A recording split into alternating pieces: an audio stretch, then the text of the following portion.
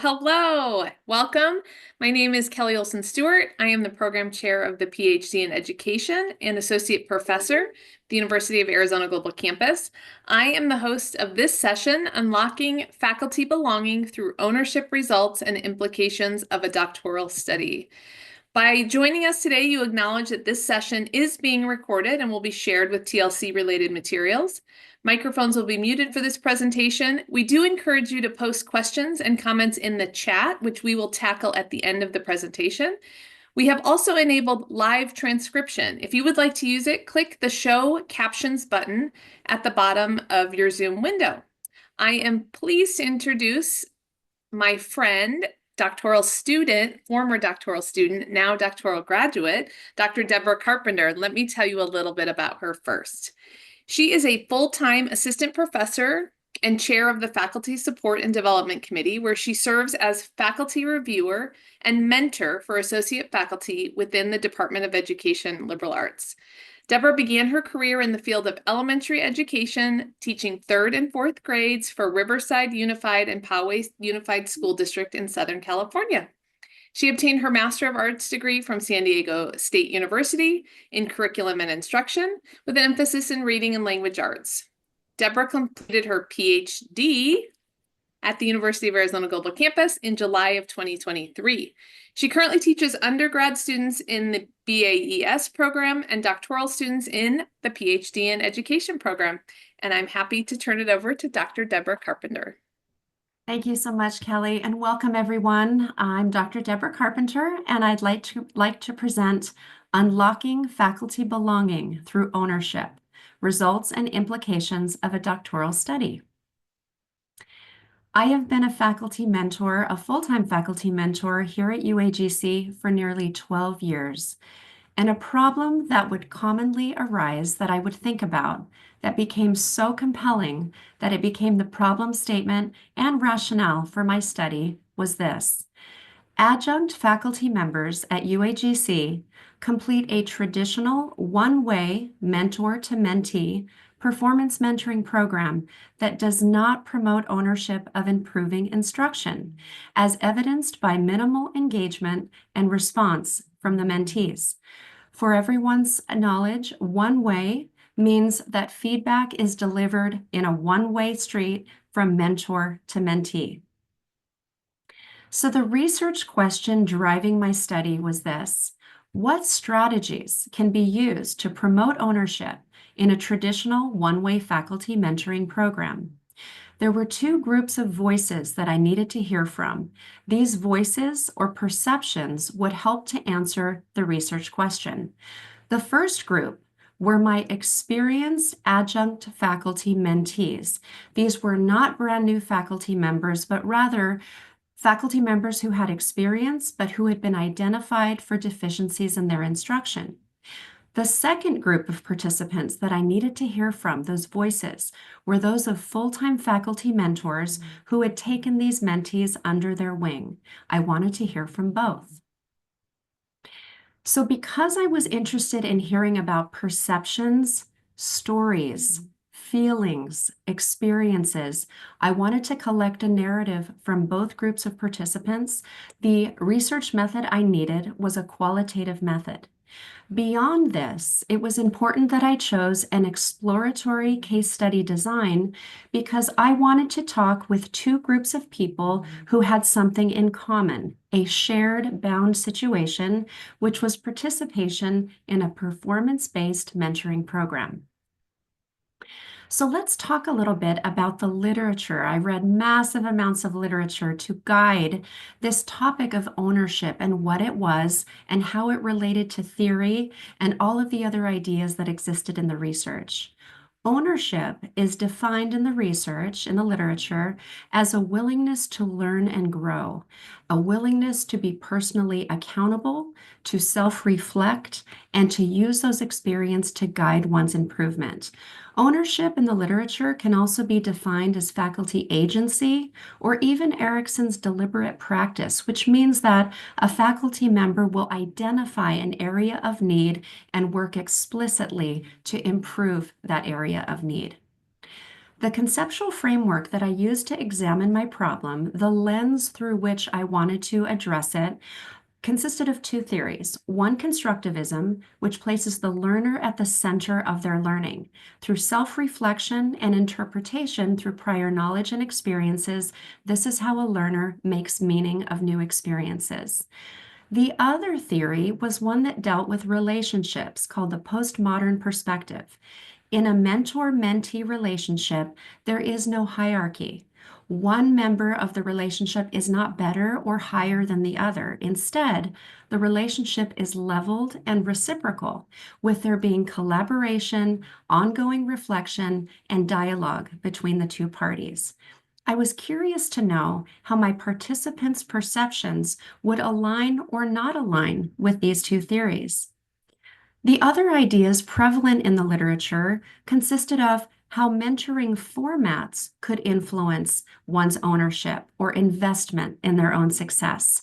Much had been published about traditional programs like the one at UAGC, but also alternative formats, including peer-to-peer mentoring, a constellation of support where one mentee would have a group of mentors, not just one, and also needs-based mentoring, where the mentee would identify an area of need and then would willingly seek out a mentor to provide support. Another aspect of the literature concerned itself with mentoring relationships, that the quality of the relationship could influence the learner's ownership. But most importantly, it was the mentee's perception of the relationship that was critical to whether or not there would be ownership. So again, having a traditional program at UAGC, curious to know perceptions from both mentees and mentors in these areas. Three other factors influencing ownership that were important in the literature included job satisfaction. How happy an adjunct faculty member would influence how much investment they wanted to place in their success. There was clearly a lack of feelings of lack of autonomy and connection, feeling that adjunct faculty were not empowered to make choices, were not the decision makers, felt a lack of connection, not having a seat at the table, and that all of those feelings could hinder one's ownership of instructional improvement. And lastly, the role of choice. Much has been published about the role of choice in how much a mentee will want to invest in their own success. Because there wasn't much choice built in to our UAGC traditional mentoring program, I was, as you can imagine, very curious to speak to my participants. I collected data for my research study in two ways. Through online anonymous questionnaire, I wanted my mentees and mentors to be able to speak freely, openly, candidly about their experiences. I also then conducted semi-structured Zoom interviews where I sat down with mentees and mentors. I interviewed them, recorded the interviews, transcribed the interviews, and then coded the data to see what meaningful themes would be revealed. I wanted depth of perspective, and so by triangulating my data between the online anonymous questionnaires and the interview transcriptions, I was able to have deep, rich, credible, valid data for my study. So what were the major themes that were revealed to answer the question, what strategies can be used to promote ownership in a traditional one-way faculty mentoring program? 5 major themes were revealed: authentic relationships, meaningful feedback, collegiality and reciprocity, involvement, and compensation. The highlighted areas were those that were most prevalent. Those were the themes that were most prevalent in the data.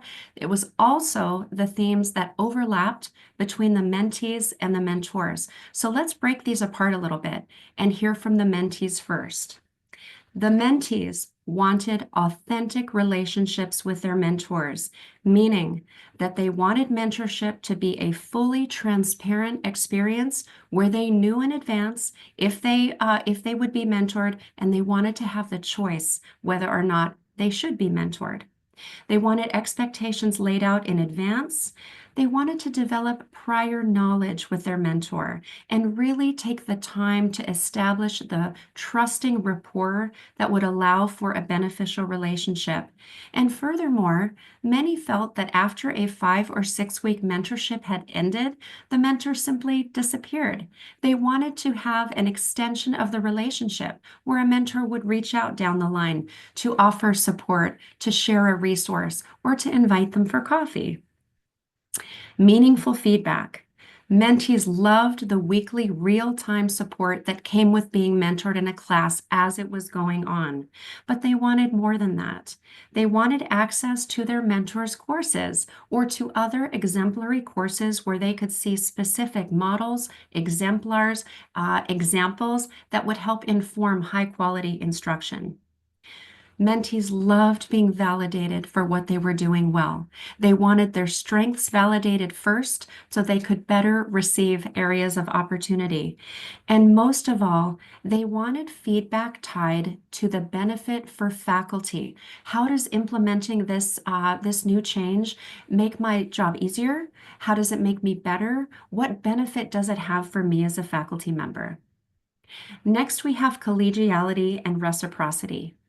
Mentees wanted to feel that their ideas were valued and heard. They wanted there to be mutual respect of ideas and exchange of perspectives where one was not necessarily better than the other. They wanted to know that their mentors were open-minded to the ideas they brought to the table. They wanted a reservation of judgment, that mentors cast no judgment, but instead were collegial in their interactions. And lastly, mentees wanted to feel involved. They wanted a seat at the table. They wanted to be involved in their own learning through opportunities to self-reflect, to set their own goals, to determine their own action items. They were interested in the idea of working in mentee cohort groups where instead of being targeted as a mentee alone, working with a mentor, there'd be groups of mentees that would come together, share their challenges, exchange ideas and perspectives, and learn together in a collective atmosphere. Lastly, they wanted invitations to the table. They wanted to participate in decision-making. They wanted to be invited to share their best practices so that they could feel as if their contributions were valued, respected, and so that they would have a sense of belonging at the university.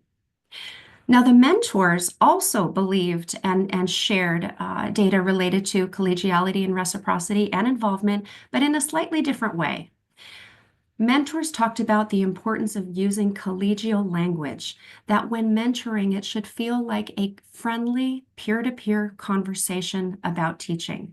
Not judgmental, not I am better than you and let's talk about what's good and not so good, but a collegial conversation. They also felt value in collaborative decision-making. So if the mentee experienced a challenge in their teaching, that the mentor would say, let's come up with some ideas together. Let's try this. If it doesn't work, we'll go back to the drawing board and we'll tackle it again together. That teamwork approach that really made mentees feel supported.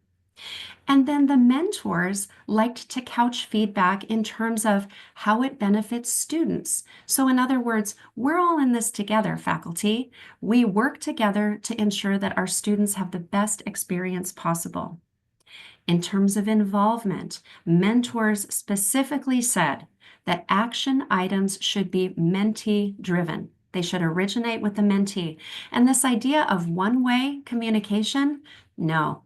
It should be two-way communication, where it originates with the mentee, goes to the mentor, back and forth in a two-way reciprocal conversation throughout the mentorship. Ironically, it was the mentors and not the mentees who mentioned the idea of compensation. And they said this, from a practical financial standpoint, it makes more sense for an adjunct faculty mentee to teach meeting minimal expectations at one university and then another, and then another, and then another, that would increase their compensation in a way to help them support their families. Because there is no financial incentive for instructors to improve, to become distinguished, if you will, there needed to be some financial incentive that would make it so. Additional findings of note. One was the idea of professional choice. Both mentees and mentors said, if you want mentees to own their instructional improvement, they must also own the learning. In order to own the learning, mentees must have professional choice over what feedback they want to implement and what feedback is not a good match for their individual style. By being able to select some aspects to implement and others to put aside, this would create that feeling of ownership that would help mentees invest in their success. The second finding was that of experience and pride. Our adjunct faculty mentees come to this experience with tremendous subject matter expertise. They are teaching at other universities. They've likely experienced accolades in their careers, and therefore there is a lot of pride that comes into the classroom with them.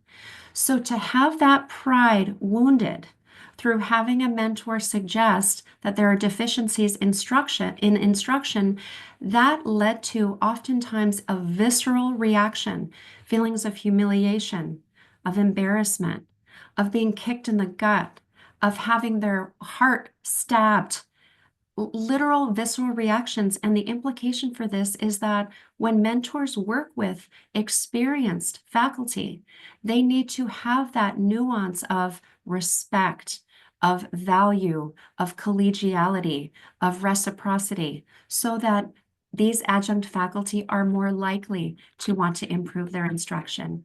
And lastly, this was a very interesting divergence of sub-themes, that mentees found feedback meaningful when it was tied to the faculty benefit, when you explain what's in it for me, how it helps my life. Whereas mentors talked about framing feedback with regard to how it benefits students. Both are important, but the implication for practice here is that feedback must be delivered in a way that serves a dual benefit, how it's good for faculty and how it's good for students. So how closely did my results align with the conceptual framework that I had chosen? The idea of, let's take constructivism first, the learner at the center. The results indicated that reflection and goal setting were of critical importance, that while mentees are guided, they must own their own path, and that the construction of the communication should originate with the mentee. So this aligns quite well with the theory of constructivism. What about postmodern perspective, that reciprocal, no hierarchy, one is not better than the other? Data revealed the importance of collegiality and reciprocity, that mentors should be open and value the mentee's ideas in the exchange. There should be a reservation of judgment, and there should be a presentation of multiple approaches and examples on the part of the mentor. So it's not, it's my way or the highway. It's not that approach, but rather, here are multiple ways that this could be done. Choose one that fits your style, or better yet, let's talk more about your idea and how we can help massage that idea. So what are the implications for practice and for my personal role at UAGC? I created a graphic that would depict the elements of faculty mentoring that would promote ownership of instructional improvement, keeping in mind this idea that ownership is influenced by professional choice. Starting with relationships, they should be authentically established. There should be full transparency and more prior knowledge and rapport building between mentee and mentor. Throughout the relationship, there should be give and take. There should be no judgment rendered. The relationship should be positive, kind, and specific. And ideally, it would extend after the mentoring relationship ends. In terms of format, we're investigating the idea of looking at mentee cohorts who could learn together, a collaborative process, one that is choice-based. The mentee chooses to be there, and that it's not necessarily driven by unsatisfactory performance, but perhaps simply an adjunct mentee who would like a mentor to work with and collaborate with. Access and involvement. Mentees would be involved with personal reflection and weekly goal setting that comes from the mentee and not from the mentor. That they have access to model courses to see lots of high quality exemplars, and that they be invited to real-time meetings to make decisions, to share best practices, and to help them find that sense of belonging that has been missing. Now, as I interpreted the data, my results, I saw an overarching theme that, if you will, wrapped its arms around the other three elements. That is the idea of respect. Respect for the professional experience and expertise our adjunct faculty members bring into the classroom. Respect for their time constraints. They are teaching at UAGC in addition to working full-time jobs, and therefore the expectations that we have for our adjunct faculty should be practical and realistic in terms of the time allotted and the time we're willing to pay them. And furthermore, there should be a financial incentive offered for faculty to deeply examine their practice and to work to become distinguished at their craft. So you may wonder, what changes have occurred in results or resulting from these results, if you will? Well, first of all, we're fully transparent with our faculty that we identify to be mentees within my department. We ask them, would you like to be mentored? We give them the choice so that there is buy-in. We've completely restructured the approach. So rather than it being a one-way, mentor looks at class, delivers feedback to mentee, every week the communication begins with the mentee. The mentee identifies the area of focus, what they'd like to work on. The mentee tells the mentor, here's the area of my class I'd like you to look at. Here's what I'd like you to look for. And it begins a two-way conversation that carries through an entire 5 or 6 week mentorship. The outcomes so far have been positive, and in their exit interviews and in their exit reflections, adjunct faculty mentees have said how much they've appreciated being asked to engage in this process. And because they were asked and because they chose to be there, they automatically considered this experience to be far more collegial, as if two peers were sitting down having a friendly conversation about teaching.